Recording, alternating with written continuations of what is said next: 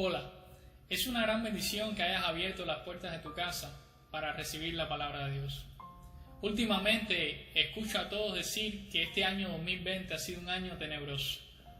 La gente anda con miedo a la muerte, al virus, a no poder satisfacer las necesidades de su familia y se vive con una gran incertidumbre por no saber qué va a acontecer el día de mañana. La iglesia no está ajena a lo que está sucediendo, porque estas cosas nos afectan de una manera u otra. E incluso la mayoría de los templos en el mundo entero permanecen cerrados a causa de la epidemia.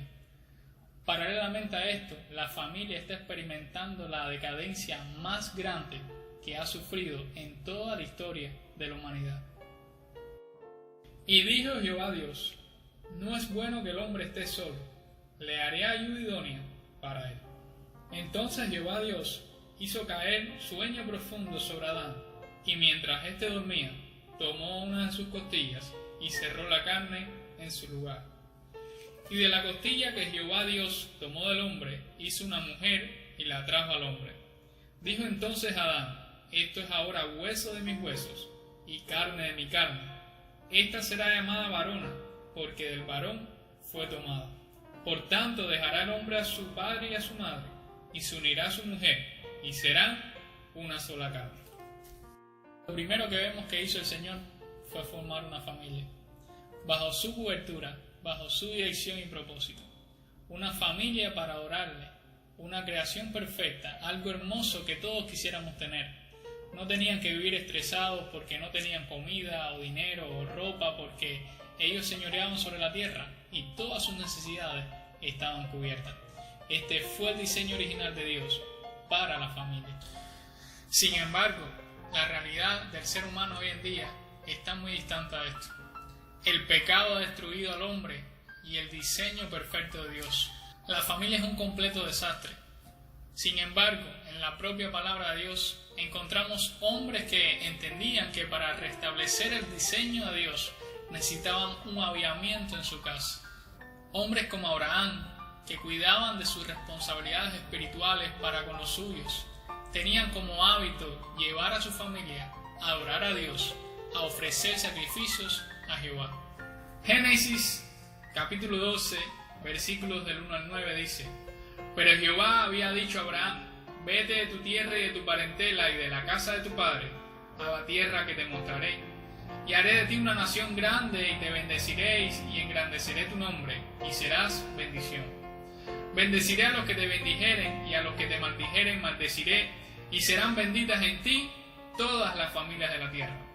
Y se fue Abraham como Jehová le dijo, y Lot fue con él. Y era Abraham de edad de 75 años cuando salió de Harán.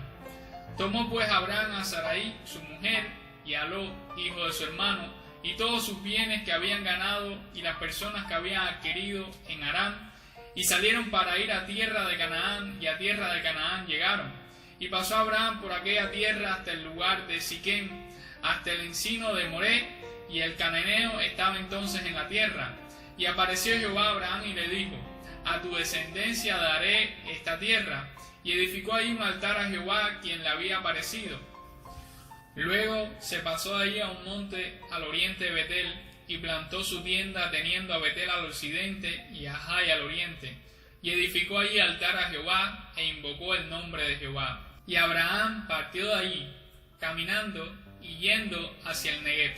Donde quiera que Abraham se mudaba con su familia, lo primero que hacía era edificar un altar a Jehová allí. Es Abraham el hombre a quien Dios le prometió que en él serían benditas todas las familias de la tierra, porque precisamente este hombre había entendido que lo más importante por edificar en su casa era un altar a Jehová Dios. Era costumbre en el Antiguo Testamento que cada familia tuviera un altar familiar. Unos eran a dioses paganos y otros a Jehová Dios. En la iglesia actual, la mayoría de los cristianos les gusta asistir al templo, pero son pocos los que han establecido su propio altar familiar. ¿Tienes ya en tu casa un altar familiar?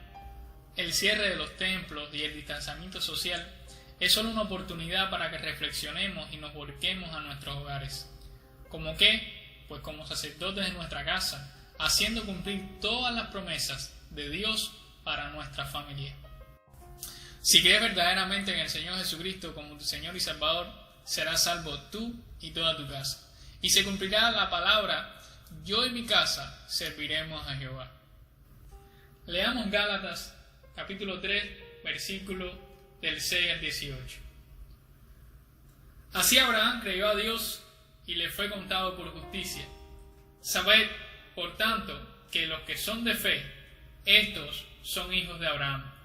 Y la Escritura, previendo que Dios había de justificar por la fe a los gentiles, dio de antemano la buena nueva a Abraham, diciendo: en ti serán benditas todas las naciones.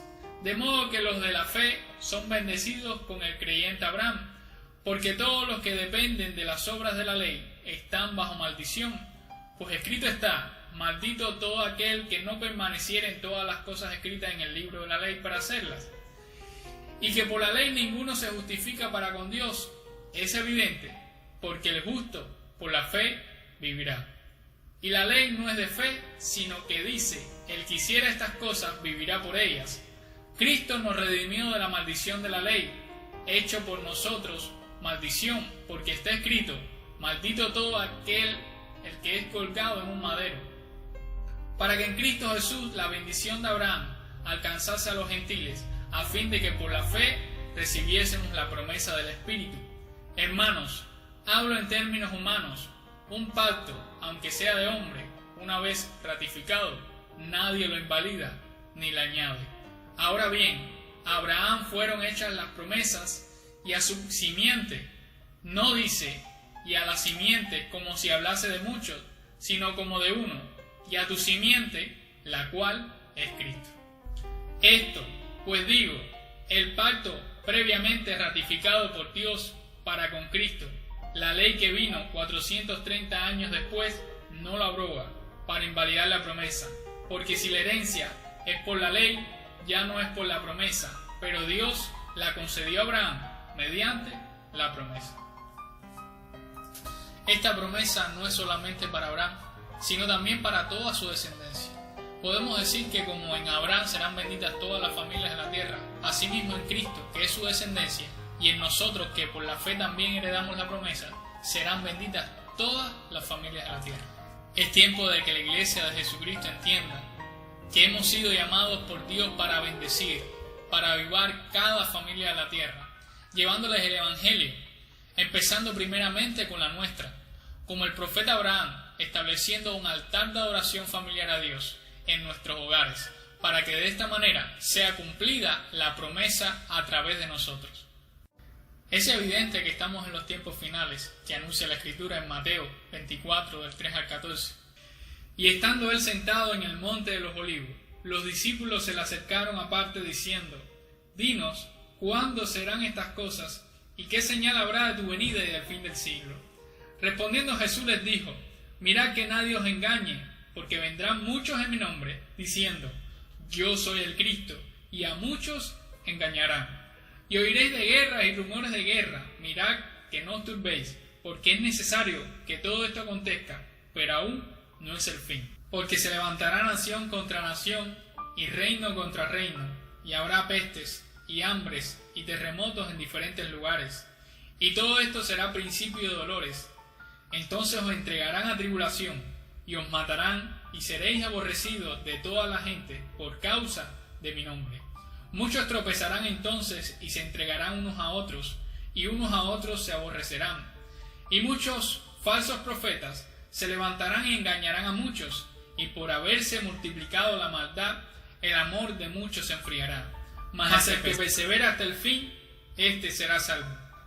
Y será predicado este evangelio del reino en todo el mundo, para testimonio a todas las naciones, y entonces vendrá el fin. Cristo viene pronto, sí, pero cuando el evangelio del reino de Dios sea predicado por todo el mundo para testimonio a todas las naciones. Vamos a Marcos 3, del 25 al 27. Y si una casa está dividida contra sí misma, tal casa no puede permanecer. Y si Satanás se levanta contra sí mismo y se divide, no puede permanecer, sino que ha llegado su fin. Ninguno puede entrar en la casa de un hombre fuerte y saquear sus bienes si antes no le ata, y entonces podrá saquear su casa. Jesús nos habla de que una casa o una iglesia no puede permanecer ni avanzar si no está unida a un mismo sentir y a un mismo espíritu. En una familia así como la iglesia, somos todos parte de un mismo cuerpo. La forma que tiene el enemigo de destruir al hombre es atándolo e inmovilizándolo. Un hombre atado, aunque su cabeza quiera, por sí sola no puede defenderse ni defender sus bienes. Necesita de sus brazos, sus piernas, sus órganos, todo su cuerpo funcionando bien coordinado para hacer frente a su enemigo. Por eso es que Satanás gana terreno a través del pecado, porque dividida la familia y la iglesia, las paraliza, las mutila y las destruye. Veamos el ejemplo de David.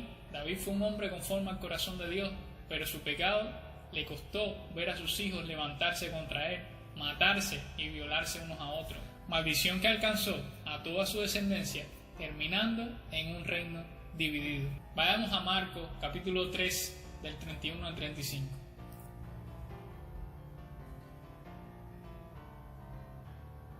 Vienen después sus hermanos y su madre, y quedándose afuera, enviaron a llamarle. Y la gente que estaba sentada alrededor de él le dijo: tu madre y tus hermanos están afuera, y te buscan. Él les respondió diciendo: ¿quién es mi madre y mis hermanos?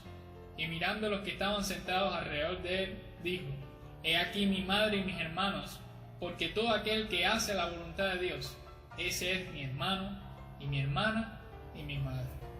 Jesús nos enseña que la iglesia es la familia de Dios, pero la que hace la voluntad del Padre. Dice Mateo 5, del 23 al 24. Por tanto, si traes tu ofrenda al altar y ahí te acuerdas que tu hermano tiene algo contra ti, deja allí tu ofrenda delante del altar y anda. Reconcíliate primero con tu hermano y entonces ven y presenta tu ofrenda. Es la voluntad de Jesús para este tiempo, la reconciliación del cuerpo de Cristo, para ser efectivos en nuestra misión de llevar el Evangelio a toda criatura, para bendecir y avivar cada familia de la tierra. Estamos viendo las señales del fin de los tiempos. Levántate, iglesia, y lleva la promesa de Abraham hasta los confines de la tierra.